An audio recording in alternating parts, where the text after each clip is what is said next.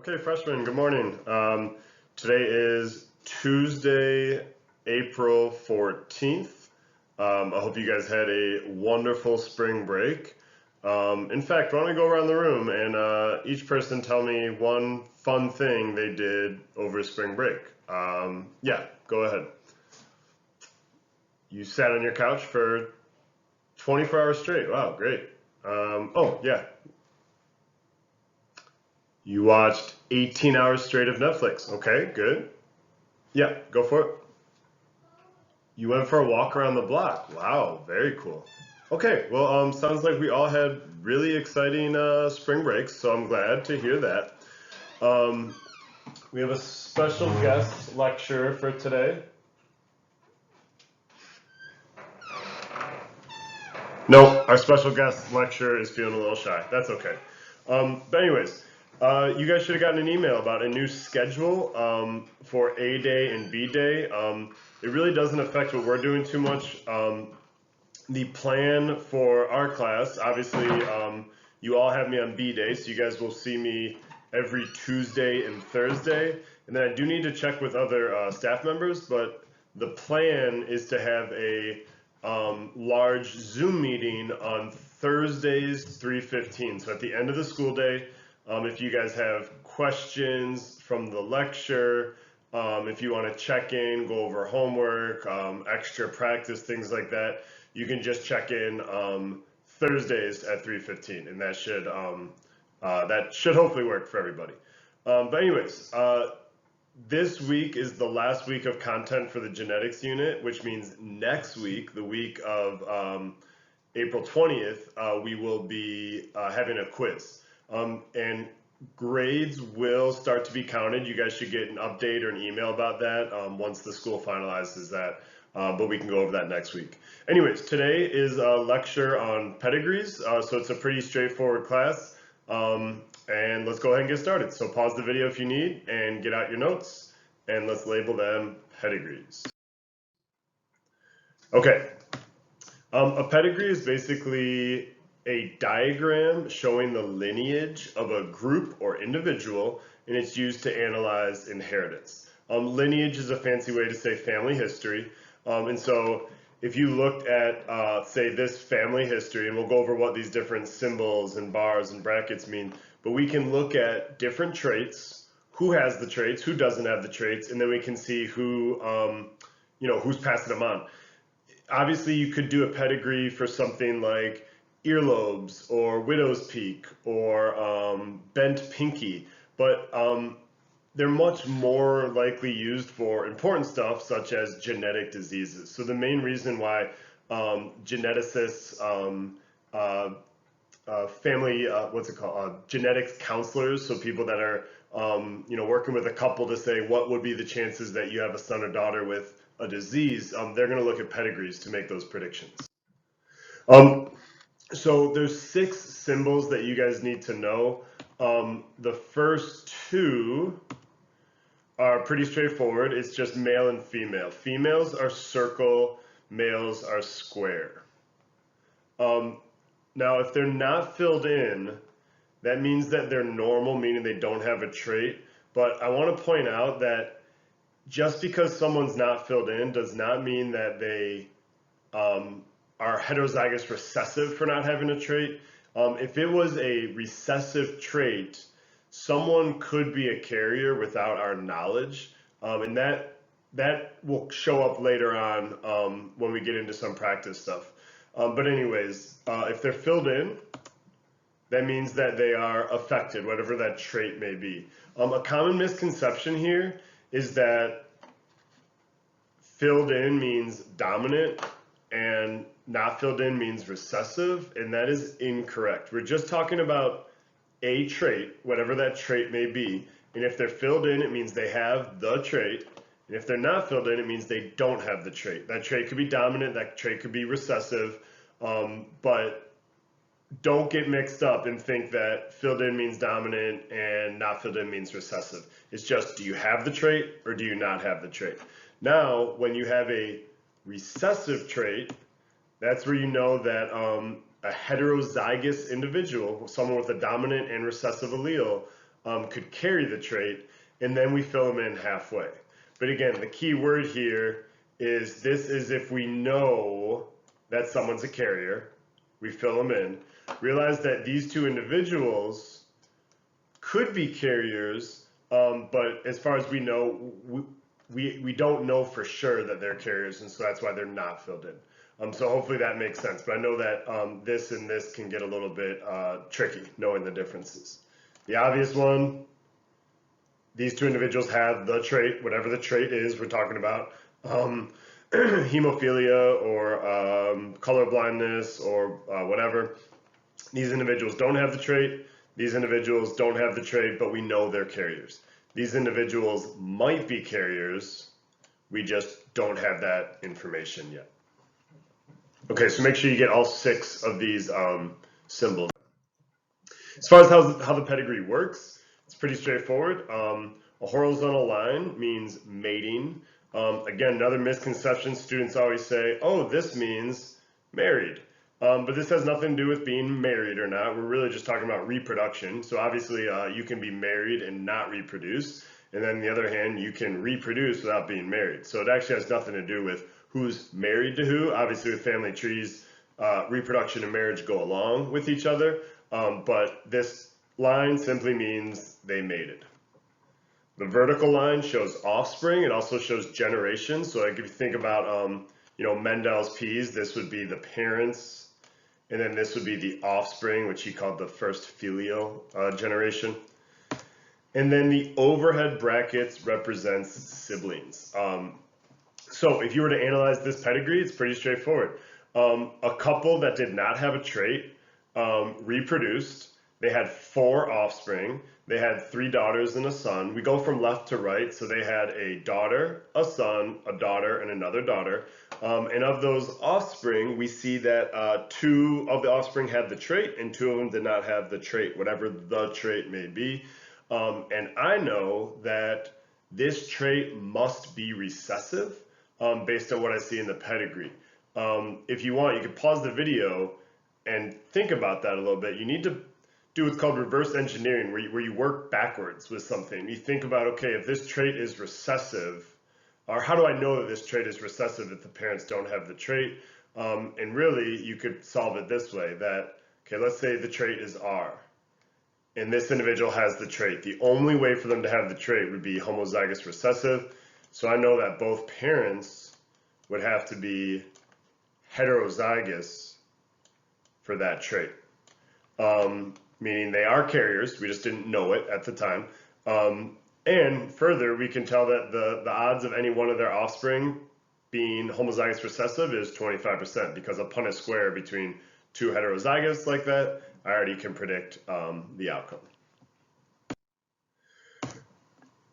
Okay, so some quick practice for pedigree analysis. You list individuals based on their generation, which is Roman numerals, and then going from left to right, identify the individual using regular numbers. So like if I wanted to identify this person right here, it would be Roman numeral 2 dash number 2. If I wanted to identify this person right here, it would be Roman numeral 1 dash number 1. So you should be able to identify all 6. You should be able to identify them as male or female, female, male, female, male, female, female. And then I kind of skipped ahead, but you should be able to figure out that both parents are carriers, so we can fill them in halfway. And this trait must be recessive, because the only way for 2 parents to not have a trait but for their offspring to have it, it means that they hid the trait, so they were carriers, and then the offspring had a 25% chance of actually having the trait. So generally speaking, we use these to identify multifactorial genetic disorders. Again, we can use pedigrees to identify simple, silly things such as are your earlobes attached? Do you have a widow's peak? But that stuff's less important in the scientific world and the medical world. So they're usually used to identify the chances of inheriting genetic disorders. But please remember that genetic disorders are mostly multifactorial. meaning they're based on multiple things: genetics and lifestyle and environment. So what that means is that if you have a parent that has a genetic disease, it means you're more likely to get that genetic disease possibly, but based on your lifestyle, based on whether you choose to smoke cigarettes, whether you eat healthy, whether you work out, that can definitely raise or lower your chances of getting these different diseases. Here's some examples of diseases that we know have a genetic component, but also a lifestyle component as well, such as heart disease, diabetes, those right there. If you're obese, if you have a sedentary lifestyle, if you're not active, you're more likely to get it. Plus your genetic component, what you got from your parents. Cancer, mental illness, alcoholism, those are all a combination of parental traits and your lifestyle and environment. So remember that lifestyle does have a very big effect of you getting or not getting different diseases. So based on what your parents have, that doesn't mean you should be stuck thinking, oh wow, I'm definitely going to get disease X, Y, or Z. What you choose to do in your life has a very big component as well. A couple well-known disorders: cystic fibrosis, sickle cell anemia, Tay-Sachs disease. These are all recessive diseases, and notice that they're common only within certain ethnic groups. Like if someone tells me they have cystic fibrosis, I can guess that they are very likely from Northern Europe, Sweden, Finland, Norway. If someone has sickle cell anemia, they're most likely from African descent. And then if someone has Tay-Sachs disease, they're very likely from Eastern European Jewish descent. For example, when my wife and I had a baby, because I am Eastern European Jewish descent, we had a Tay-Sachs test where we got genetic counseling, and they tested to see if either of us were carriers of Tay-Sachs disease, and it turned out that my wife and I were not, and so that meant that we were very unlikely to have a baby with Tay-Sachs disease. Take a second and pause the video though and think about this question. Why are genetic disorders so common within certain ethnic groups? And in fact, I'm not going to answer that right now. I'm going to save that for our Zoom meeting, but I want you guys to think about it for a second. Why is it that certain diseases are much more common within certain groups of people? So when you think of recessive disorders, they're really passed on in one main way. The parents are heterozygous, meaning they are carriers. When two heterozygous individuals mate, they have a 25% chance of having offspring with the homozygous recessive disorder, and that's why genetic testing is now fairly common with parents. Now, dominant disorders are much less common. Pause the video, brainstorm. You should be able to figure out why. Why is it that most genetic diseases are recessive and it's fairly rare to have a dominant genetic disease?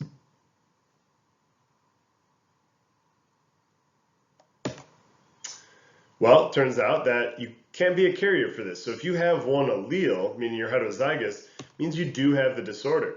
If that disorder is deadly, it means that you're not going to grow up and reproduce and pass on that allele. For example, Tay-Sachs disease usually die as a child. So if Tay-Sachs happened to be a dominant disorder, it would never get passed on because no one with Tay-Sachs, or it's very, very rare with Tay-Sachs to grow up to adulthood and be old enough to reproduce and pass on that allele. And then obviously that mutation would die with the individual. It would not get passed on to the children. There are some dominant disorders that are genetic, but they usually manifest much later in life, meaning the individual has already reproduced before they know that they have this disease. Huntington's is a fairly well-known disease where you don't really know you have Huntington's disease till you're like 40 or 50 years old, and most people by 40 or 50 years old have already reproduced. Okay, so now let's go back and try to solve some pedigrees. And here's where you might need to pause the video, draw a Punnett square. You're actually going to draw that Punnett square backwards to figure out if the trait is dominant or recessive. We already went over this, but I want you to not just give me the answer, but try to prove the answer to me. How do you know for sure that this right here is a recessive trait?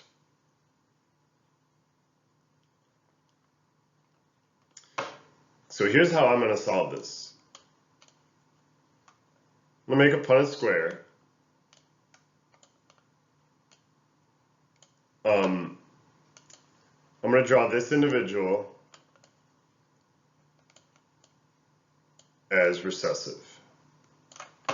The parents don't have the trait, so they must have at least one dominant allele each.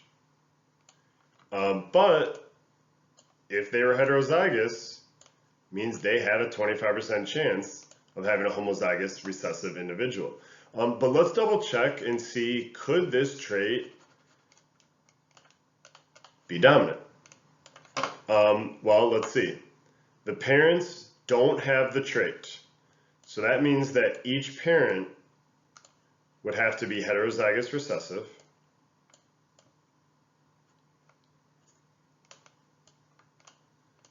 Now here's the problem. If these were both parents, we know that all 4 of the offspring are 100%. I'm just going to draw one big homozygous recessive offspring. It means that all the children would not have the trait. But since some of these children, like this one and this one, have the trait, there's no way it could be a dominant disorder. Even if these individuals were heterozygous, where did they get that dominant R from? Because if the parents don't have the trait, they would have to be homozygous recessive, meaning this parent, there's no way that this dominant R would have shown up in the offspring. So better than showing that it is recessive, I just proved that it definitely cannot be dominant.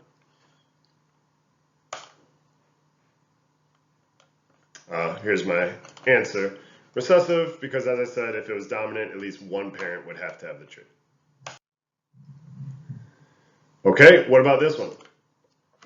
Dominant or recessive, how do you know? Pause the video, draw some Punnett squares, try to prove one way or another that it is dominant or recessive. Okay, so let's see if it's a recessive trait first. If it's a recessive trait, and both parents have the trait, then they're obviously homozygous recessive. This offspring is homozygous recessive. But if this individual has the trait, at the very least, they're heterozygous. But again, where did that dominant R come from? I'm sorry. If this person does not have the trait, then they must be heterozygous or homozygous dominant.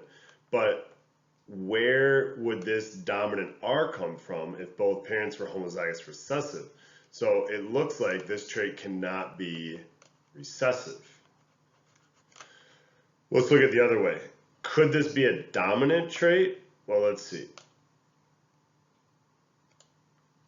Heterozygous.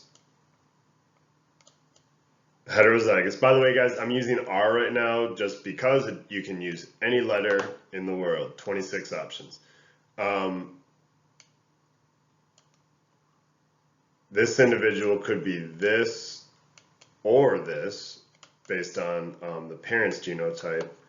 And is it possible for these two parents to have an individual that doesn't have the trait?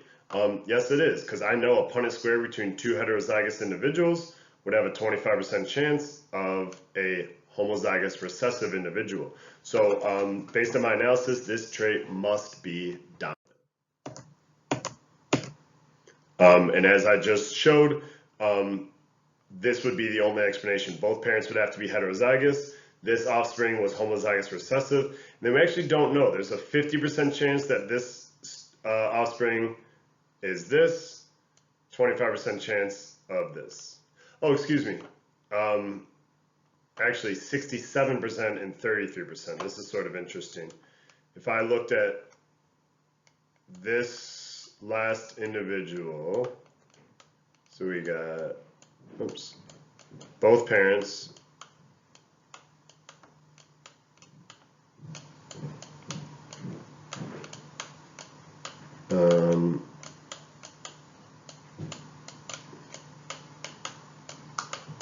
We know that this is the trait of this child, but for this one, we know that it's not homozygous recessive. So there's actually only three outcomes. So of the three outcomes, there's a 1 in 3 chance, 33% chance that they are homozygous dominant, and then a 2 in 3 chance, or 67% chance that they are heterozygous.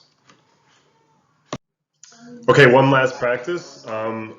Is this a dominant or recessive trait? Go ahead, pause the video and make your best guess. And again, try to reverse engineer this. So think about what the offspring would be and think about what the parents would be.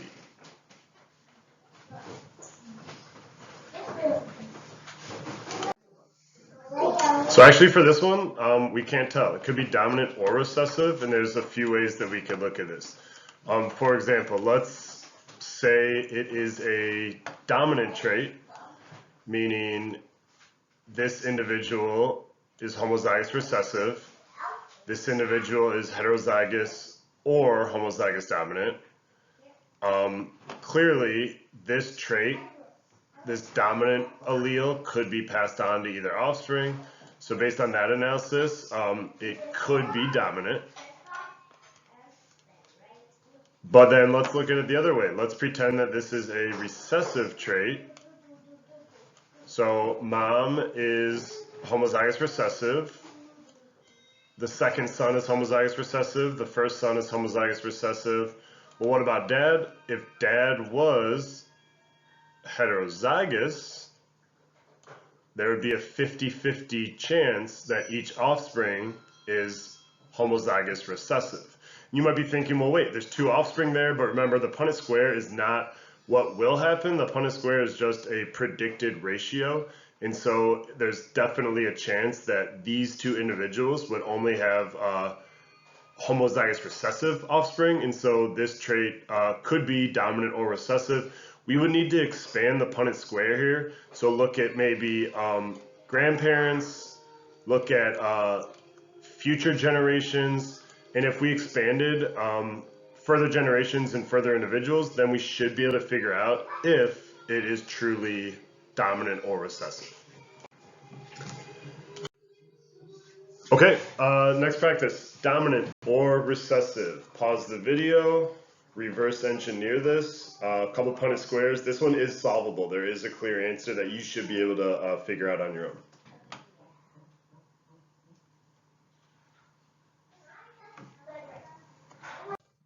Okay, that one has to be recessive. Explanation here is pretty straightforward. Parents must be heterozygous. The affected individual is homozygous recessive. The non-affected individual is homozygous dominant or heterozygous, but either way, they would not display the trait. Okay, we're going to just get into one slightly more complex aspect of pedigree analysis, and now we're looking at non-standard inheritance. So if you guys remember the non-standard inheritance we looked at, we got things like codominance, incomplete dominance, multiple alleles, sex-linked traits. So just take a look at this pedigree. We're looking at 4 generations. We're looking at a pretty big family tree, and you should notice some trends here. One trend I notice is that 1, 2, 3, 4, 5 of the 6 individuals that have the trait, they're all male. Oh no, I'm sorry. Of the 7 individuals that have the trait, 6 are male, 1 is female. And there are 7 female carriers. And so right away, that should remind you of one of the non-standard inheritances we've looked at. A disease where males are much more likely to get the trait and females are much more likely to be carriers is sex-linked or X-linked traits. Remember with sex-linked traits that females are the only ones who can carry the trait because they have 2 X chromosomes, and males, because they have 1 X chromosome, they're much more likely to actually have the trait. Okay, so here's a quick question looking at not just is it dominant, is it recessive, but could this or is this a sex-linked trait? So think about what a Punnett square for a sex-linked trait would look like. Look at the fact that the mom has the trait, neither son has the trait. Could this be sex-linked?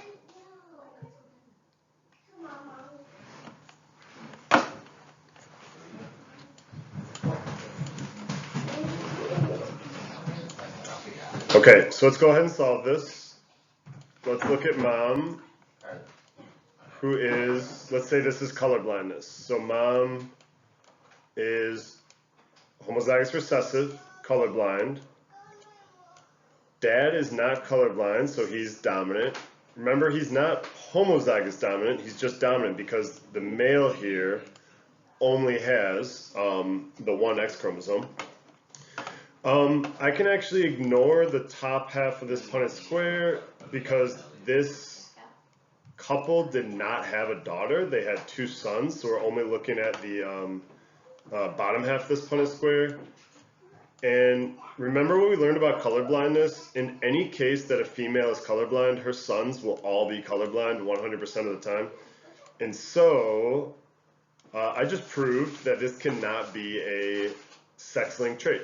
In fact, this would be a dominant trait where mom is a carrier, dad does not have the trait, and neither offspring have the trait.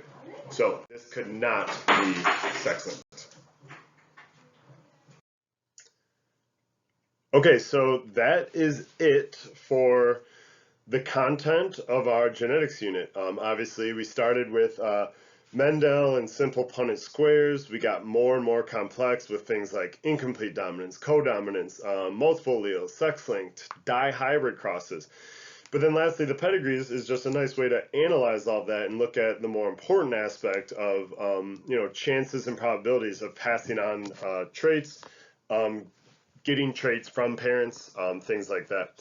So there's no homework today. Really, all you had to do was, follow along with me with those notes. Hopefully you did put in the effort of actually practicing those Punnett squares and trying to, as I mentioned, reverse engineer those questions to try to figure out, is a trait dominant, recessive, and how do you know? If you're struggling on pedigrees, this is where you guys need to be advocates of your own learning. So here's where you need to go online and look up YouTube videos for pedigree analysis. Look up, pedigrees explained for kids, pedigree biology high school. Just do some Googling and look at some different ways to visualize, different ways to explain it. Because again, as I mentioned, there will be a test for this unit. Grades will start to count again. And so that reminds me, you should have turned in the first 6 pages of this packet before spring break. If you haven't done so, I'm not taking off late points. So you just need to get that turned in to Edmodo as soon as possible. And a reminder, we will have a Zoom meeting Thursday at 3:15 for questions and check-ins. All right, freshmen, good morning. Today is Thursday, April 16th. We're going to wrap up genetics. And reminder, we will plan to have a Zoom meeting. I'll put the link on Edmodo today at 3:15. It's optional. But if you have questions about pedigrees, if you, we're going to go over the packet in a bit. If there's some things you don't understand, you can just check in and let me know. We'll also have a assessment next week. Mr. Lambda, Ms. Deanne, and I are working on it right now. It'll be somewhere in between a quiz and a test. So you definitely want to make sure you understand the pedigree packet, or the pedigree component of this. Today's only assignment is to finish the packet. You should have printed that off before spring break. There's 4 more pages to do. So again, there's no new information. You just got to finish that packet. So on the next slide, I'm going to go over the answers. Of course, you could just not cheat, but you could go over the answers with me and just fill it in as I do. I don't think you're going to prepare for the exam by doing that. So I would, I would actually pause the video, try your best on the packet, and then go ahead and follow along with these answers. Okay, so again, that's it for today. Go ahead, pause the video, and then when you press play, we will go over the packet. Okay, question 1. Based on the pedigree, we know that the shaded trait is recessive because B, it skips a generation, meaning those people are carriers. In fact, any time that a trait just sort of disappears and then reappears, we know that it's a recessive trait because dominant traits can never be hidden. Dominant traits are always shown in the phenotype, whereas recessive traits can be in a genotype, but not displayed in the phenotype, meaning those individuals are carriers, they're heterozygous. And then number 2, also B, what's the genotype of person 3-3? Because we figured out it's a recessive trait, they must be homozygous recessive.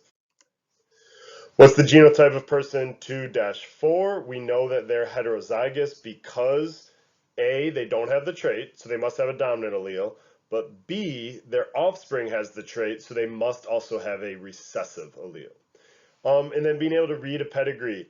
What does person 3-3 call person 1-1? Grandpa.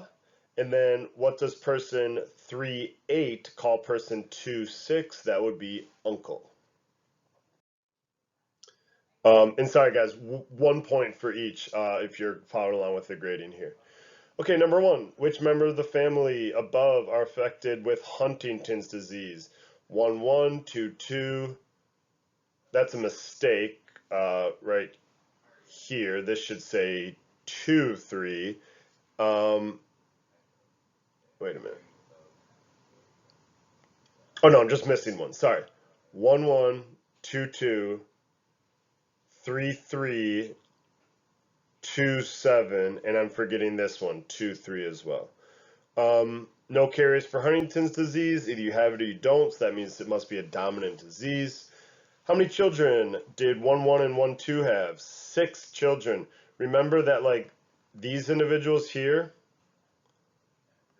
this one, those are individuals that their offspring mated with. So, like, person 2-1 and 2-5 are not offspring of the parents, so they don't count.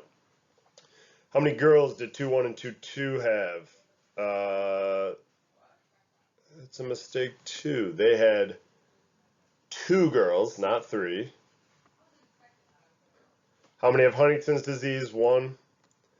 How is 3-2 and 2-4 related? That's uncle or niece. And then 1-2 and 3-5, that is grandma and grandson.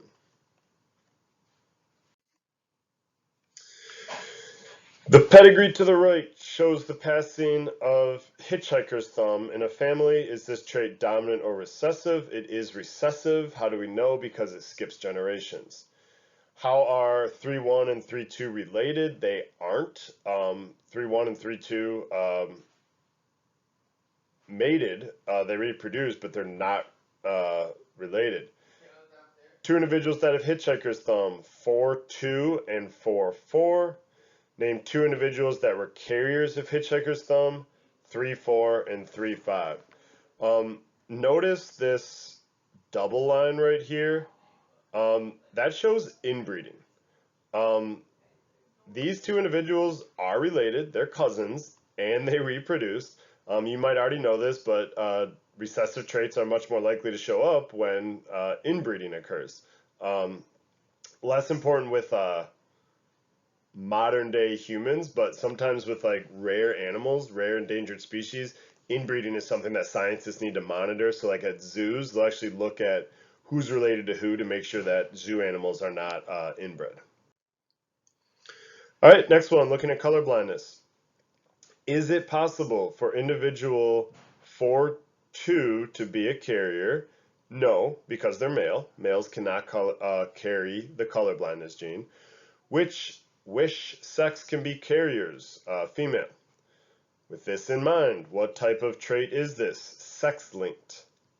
Why does individual 4-7 have color blindness? Because their mom carried it and because their dad had it. And why do all the genders in generation 2 carry the color blindness gene? It's because it's from dad's X chromosome. Anytime a dad is colorblind, his daughters will always carry the trait. Okay, that's it for today's class. Hopefully you guys did that packet on your own. You checked your grades along with mine. Again, if pedigrees make sense to you, if you don't have any questions, great. I'll see you on Tuesday. If you do have questions, or if you do want to just check in, more practice, whatever, we will Zoom today at 3:15. So I'll see some of you today at 3:15. Others I'll see through a video on Tuesday. Okay, stay safe. Have a good weekend. Take care.